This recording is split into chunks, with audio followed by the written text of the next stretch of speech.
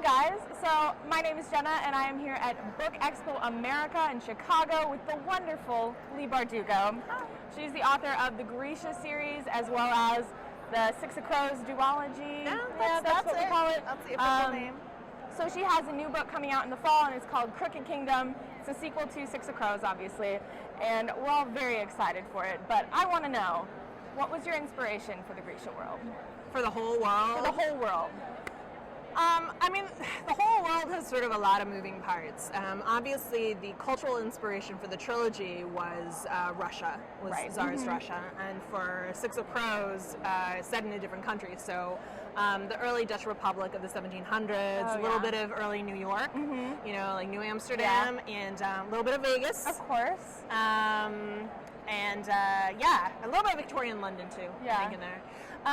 But in terms of like where the idea for the book came from, it really started, I was staying with some friends in a house in the mountains, and they'd gone to dinner, and I stayed behind to read, and I fell asleep, and when I woke up, the house was pitch black.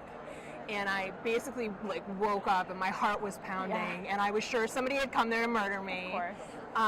And eventually, like, you know, like basically was like trying to find a butcher knife, and like was like running around being like, oh God, I'm gonna die. And then I turned on every light in the house and locked all the doors. And as I was getting ready for bed that night, I just started thinking, you know, what if darkness was a place? You know, what if you couldn't turn the lights on? What if it had its own form? And what if the creatures you imagined lurking in the dark were real and you had to fight them on their own territory? How would you do that? What would they look like from years evolving in the dark? What kind of power would have created them? What kind of power would you use to fight them? Why would you ever go in there? Like if there's a dark territory crawling with monsters, I don't know, stay away. Yeah, maybe. So I couldn't stop thinking about it, so I got up and I started drawing a map, and that map would eventually become Ravka, and that story would eventually become Shadow and Bone. And here we are today. So I know you have now written 2 series in the Grisha world. Yeah. Do you plan on ever going back? Is it something that you would keep open in the future? Yes. There's a very good chance I will go back. I have talked for a long time about wanting to write a book about Nikolai. Oh, I love Nikolai. He's my favorite. There are a lot of stories that we've only explored a very tiny part of the map, and I feel like there's a lot more territory to cover. Right. But I'm gonna work on a couple of other projects before I dive back in. Yeah. So, kind of going on with that, you have some really fantastic world building in your books, and a lot of people who I talk to about it are always like, how do you come up with this world building, and like how do you research for your book? You know, the horrible thing about, or maybe it's the good thing, depending on depending on what you're researching. Okay, like there are things that I love researching, like I love reading folk tales. I love reading cultural histories. Right. Like I love finding the stories, behind the history of a country or of a military endeavor. Like something I hate nautical. Like I don't care. I don't care about ships. There are so many sails. They all have names. I don't care. So it depends what I'm researching, but so much inspiration comes from that reading and that research. And the thing about research is, it's very rarely targeted. Like I might call up a friend if I have a question and say, listen, I'm trying to figure out a chemical way to do X or Y. That's one kind of research. But the real research, you read so much and then you use a teeny tiny fraction of everything, and you never know where the excitement or the information is going to come from. Of course. That's always fun. So you were talking earlier about like mapping out Ravka.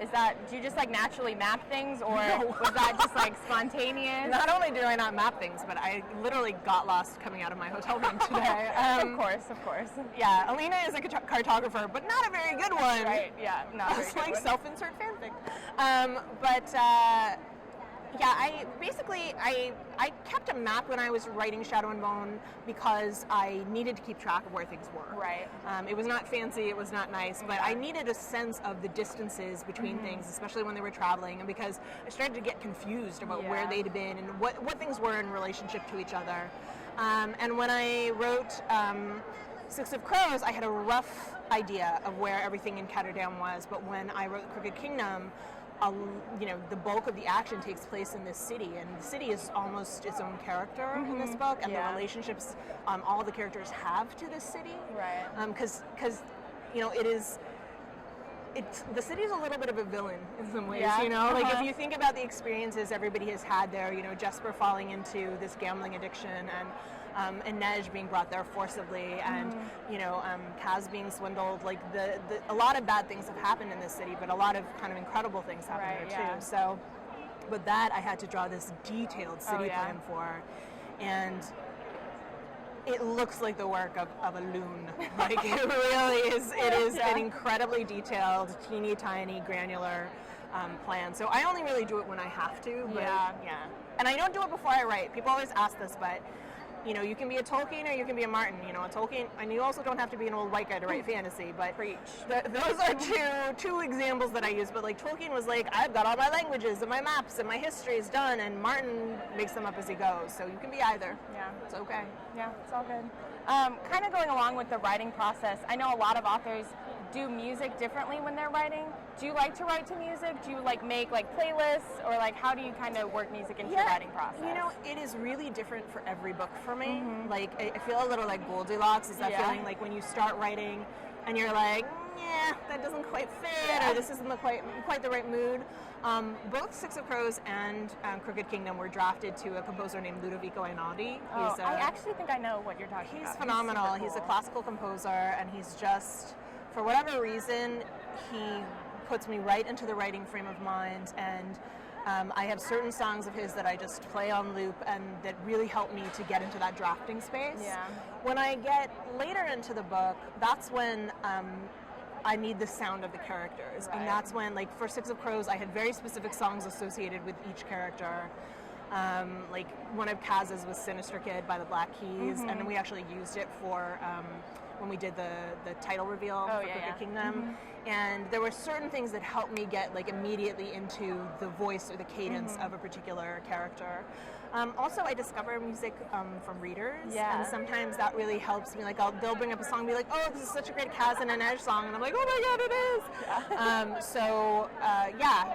is!" It's different all the time, and you just, you know, I'm very moody when it comes to my music choice. Like, writing is this thing where your whole goal is to maintain momentum. So there's a real feeling of wanting to do everything you can to protect that, and music is a big part of that. Yeah. So those are all the main questions I have for you. Sure. But I want to do a lightning round. Okay. Of, like, really quick. Right. We can just go for Let's it. do this. So I'm ready. going to put us on like a quick timer. 1 minute. So. All right. All right, here we go. What's your favorite ice cream? Rocky Road. What's the last book you read/finished?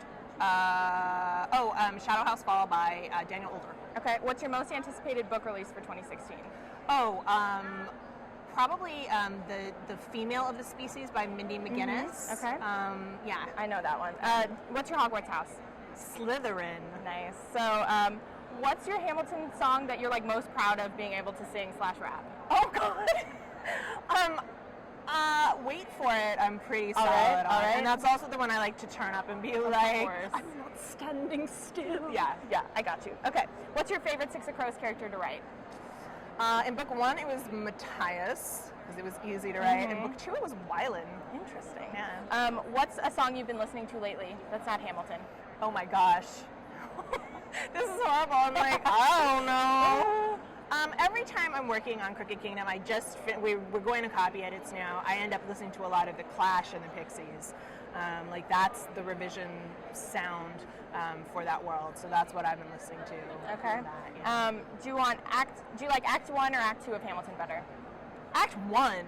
Okay. I don't I'm like Act sadness. 2, but I like it's dramatic. It's too. It makes me cry. Yeah, I don't want it's to okay. cry. What's your favorite Grisha character to write from the first series? Probably Sturmhond.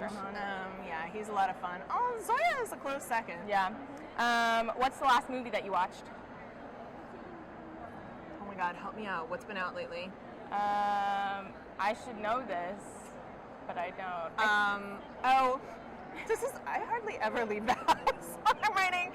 My friend Jimmy and I went to see a double feature of Deadpool and Zootopia. That's great. I think those are actually the last 2 movies I saw too, so good taste. Yeah. And finally, what's your favorite color? Red. All right. Like you mood. heard it here. Red is the one. That's right. So thank you so much for talking with me. It was my pleasure. And for That was being fun. at BEA. I can't wait to hear from Crooked Kingdom. I'm so excited. You guys can pick up Crooked Kingdom in November, right? No, September. September, earlier than September November. 27th. Even better. Okay. Yes. September and Wonder 27th. Woman too is coming out next year. Yes, I totally forgot about that. I should be better at Never this, forget but about Wonder Woman. Yeah, so Show up with a shield, a sword. of course. Thank you so much for watching, and I'll talk to you guys next time. Thank Bye. you. Bye.